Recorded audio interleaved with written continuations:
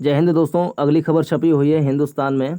चुनाव के लिए नियुक्ति चुनाव के लिए नियुक्ति मुख्य चुनाव आयुक्त की नियुक्ति से संबंधित कुछ संशोधन किया गया है।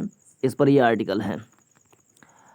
तो मुख्य चुनाव आयुक्त की बात करें तो जो संविधान का आर्टिकल 324 है उसमें निर्वाचन आयोग के बारे में बताया गया है कि भारत में एक निर्वाचन आयोग होगा जो राष्ट्रपति, उपराष्ट्रपति, संसद और विधानसभा के चुनाव करवाएगा। और एक और व्यवस्था होती है जिसको कहते हैं राज्य का निर्वाचन आयोग। वो जो राज्य के पंचायतों के इलेक्शन होते हैं वो करवाता है। और राज्य निर्वाचन आयोग की व्यवस्था आर्टिकल जो पंचायतों से संबंधित जो आर्टिकल है शायद 343 है, उसके किसी सब क्लॉज में व्यवस्था है कि राज्य निर्वाचन आयोग होगा जो राज्य में पंचायतों के इलेक्शन करवाएगा। अब जो निर्वाचन आयोग होता है उसमें सदस्य की बात करें तो एक होता है मुख्य निर्वाचन आयुक्त, उसमें 3 सदस्य होते हैं। एक होता है मुख्य निर्वाचन आयुक्त और 2 होते हैं निर्वाचन आयुक्त। और इनकी नियुक्ति कौन करता है? तो इनकी नियुक्ति करते हैं राष्ट्रपति। मुख्य चुनाव आयुक्त सहित चुनाव आयुक्तों की नियुक्ति और सेवा शर्तों को नियंत्रित करने के लिए कानून की तैयारी चर्चा में है। प्रस्तावित विधेयक के अनुसार चुनाव आयुक्तों की नियुक्ति में देश के प्रधान न्यायाधीश की भूमिका समाप्त हो जाएगी। यानी कि इनके इलेक्शन में एक कमेटी बनती है। तो इस वाले बिल में कहा जा रहा है कि चुनाव आयुक्तों की नियुक्ति में प्रधान न्यायाधीश की भूमिका को समाप्त किया जाएगा। मुख्य चुनाव आयुक्त और अन्य चुनाव आयुक्त सेवानिवृत्ति शर्तें एवं कार्यकाल विधेयक, ये है कानून का नाम, विधेयक का नाम, जो अधिनियम बन जाएगा अगर पारित हो जाए तो।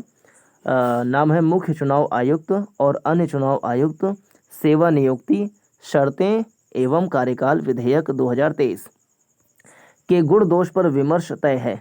गौर करने की बात है कि यह विधेयक सर्वोच्च न्यायालय के एक हालिया फैसले की रोशनी में तैयार किया गया है। सर्वोच्च न्यायालय ने चुनाव आयुक्तों की नियुक्ति के संबंध में कानूनी शून्यता का उल्लेख किया था। प्रस्ताव के अनुसार अब जो चुनाव आयुक्त या मुख्य चुनाव आयुक्त चुने जाएंगे उनका फैसला प्रधानमंत्री, एक कैबिनेट मंत्री व लोकसभा में विपक्ष के नेता मिलकर करेंगे। तो 3 लोगों का बनेगा एक कमेटी जिसमें उनके प्रधानमंत्री, कैबिनेट मंत्री व लोकसभा में विपक्ष के नेता, ये 3 लोग मिल करके करेंगे उनकी नियुक्ति। किसकी? मुख्य चुनाव आयुक्त और अन्य चुनाव आयुक्तों की नियुक्ति करेंगे। तो प्रधानमंत्री, कैबिनेट मंत्री, लोकसभा में विपक्ष के नेता। 2 मार्च 2023 के सर्वोच्च न्यायालय के फैसले में यह कहा गया था कि जब तक केंद्र सरकार भारत के चुनाव आयुक्तों की नियुक्ति संबंधी यथोचित कानून नहीं लाती तब तक ये नियुक्तियां प्रधानमंत्री, प्रधान न्यायाधीश व नेता प्रतिपक्ष की समिति की सलाह पर की जानी चाहिए। तो प्रधानमंत्री, प्रधान न्यायाधीश व नेता प्रतिपक्ष की समिति की सलाह पर की जानी चाहिए। न्यायालय की प्रशंसा होनी चाहिए कि उसने कमी की ओर इशारा किया और अब सरकार इस दिशा में पहल कर रही है। और कौन कौन रहेगा नई पहल के अनुसार? एक बनेगी समिति, एक बनेगी कमेटी। उस कमेटी में 3 सदस्य होंगे, एक होंगे पीएम, एक होंगे कैबिनेट मंत्री और एक होंगे लोकसभा में प्रतिपक्ष के नेता। हालांकि यह शिकायत सामने आई है कि प्रस्तावित संशोधन में से देश के प्रधान न्यायाधीश की उपेक्षा होगी। वास्तव में यह फैसला तो सरकार का ही है। कहीं ना कहीं न्यायाधीश की नियुक्ति में भी सरकार की भूमिका होती ही है। न्यायाधीश की नियुक्ति में सरकार ने 2014 में कानून लाया था जिसको NJAC शॉर्ट में कहा जाता है, नेशनल जुडिशियल अपॉइंटमेंट कमेटी। लेकिन इसको सर्वोच्च न्यायालय ने असंवैधानिक घोषित कर दिया। कुछ लोग ऐसा आरोप लगाते हैं कि सर्वोच्च न्यायालय ऐसे कानून को भी असंवैधानिक घोषित करके न्यायिक अतिक्रमण कर रही है, जुडिशियल ओवररीच कर रही है। खैर, यह फैसला सरकार का ही है। कहीं ना कहीं न्यायाधीश की नियुक्ति भी सरकार की भूमिका होती है। उच्च स्तर पर होने वाली किसी भी नियुक्ति में सरकार की भूमिका को नकारा नहीं जा सकता और इसे गलत भी नहीं ठहराया जा सकता। पहले भी सरकारों ने आयुक्त की नियुक्ति प्रक्रिया और चुनाव आयोग के आकार में परिवर्तन किए हैं। पहले 1 सदस्यीय चुनाव आयोग था। 1989 तक 1989 तक 1 सदस्यीय चुनाव आयोग था। 1990 में इसको 3 सदस्यीय बना दिया गया था। मतलब 1990 में, माफ़ कीजिएगा, 1989 में से पहले तक 1 सदस्यीय था। 1989 में 3 सदस्यीय हो गया था, परंतु 1993 में जाकर के 90 में जाकर के इसको समाप्त कर दिया गया। देखिए हम फिर से कन्फ्यूज ना हो आप लोग। 1989 के पहले पहले तक चुनाव आयोग में एक सदस्य होते थे, खाली एक सदस्यीय चुनाव आयोग था, परंतु 1989 के बाद से इसमें हो गए 3 सदस्यीय। लेकिन 1990 ही अगले ही साल इसको ख़त्म कर दिया, फिर से इसको कर दिया एक सदस्यीय। फिर 1993 में जाकर के इसको फिर से बहाल किया गया और बना दिया कि 3 सदस्यीय। मतलब 1950 में पहली बार बना हुआ था ये चुनाव आयोग। 1950 से 1988 तक ये एक सदस्यीय रहा था, लेकिन 1989 में इसको 3 सदस्यीय बना दिया गया। फिर 1990 में इसको एक सदस्यीय फिर से बना दिया गया। फिर 1993 में इसको 3 सदस्यीय बना दिया गया और ये आज तक 3 सदस्यीय ही बना हुआ है। वह इसमें लिखा हुआ है कि ये पहले भी सरकारों ने आयुक्त की नियुक्ति प्रक्रिया और चुनाव आयोग के आकार में परिवर्तन किए हैं। संविधान के तहत साल 1950 में एक सदस्यीय चुनाव आयोग का गठन हुआ था और 15 अक्टूबर 1989 तक वह एक सदस्यीय ही रहा। 15 अक्टूबर 1989 तक तत्कालीन सरकार ने उसे बहुसदस्यीय बना दिया, लेकिन 2 महीने बाद ही नवंबर दिसंबर यानी 1990 में कह लें, यह फिर से एक सदस्यीय हो गया। साल 1993 में तत्कालीन सरकार ने इसे फिर से 3 सदस्यीय बना दिया।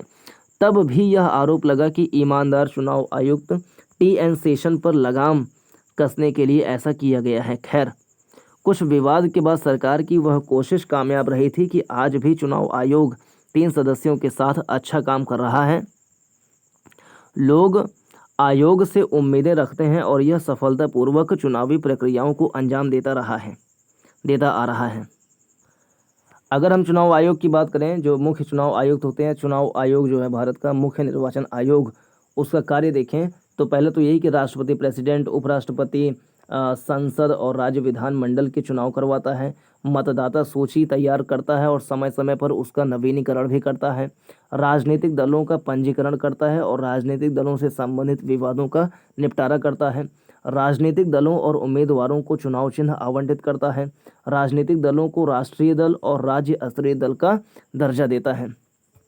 राष्ट्रीय दल का दर्जा देना है तो उसके कुछ शर्तें होती हैं, 3 शर्तें हैं। 3 शर्तों में से कोई भी एक शर्त अगर मान ले तो राष्ट्रीय दल का दर्जा दिया जा सकता है। पहला, लोकसभा या विधानसभा के चुनाव में किन्हीं 4 राज्यों में, लोकसभा या विधानसभा के चुनाव में किन्हीं 4 राज्यों में न्यूनतम 6% वोट प्राप्त करना तथा लोकसभा की कम से कम 4 सीटें जीतना, जो एक या एक से ज़्यादा राज्यों में हो सकती हैं।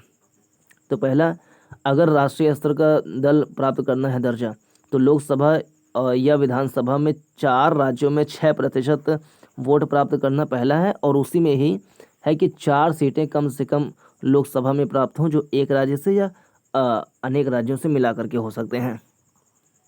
अगर ये शर्त नहीं कर पाए हैं तो दूसरा ये भी ऑप्शन है कि लोकसभा की कम से कम 2% सीटें जीतना। वर्तमान में देखा जाए तो 11 सीटें होती हैं 2% के हिसाब से।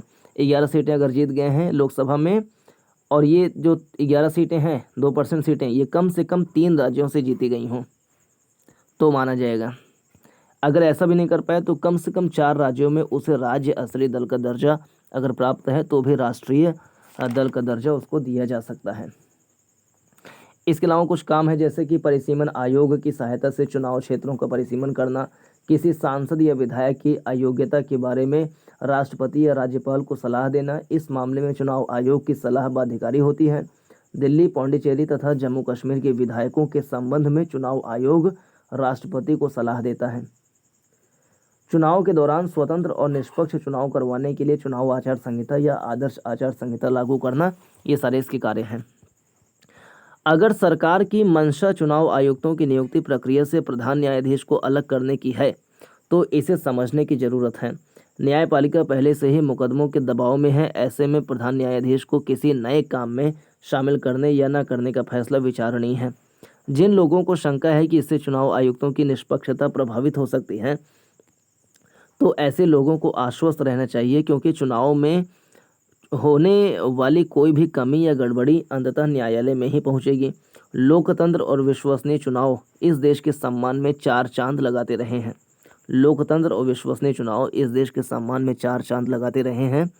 अतः कानून कोई भी बन जाए, अंततः सरकार ही निष्पक्षता और सेवा बहाल रखने के लिए जिम्मेदार है और हमेशा रहेगी। बेशक सबको ध्यान रखना होगा कि चुनाव आयुक्तों से इस देश के लोग क्या उम्मीद रखते हैं। जय हिंद।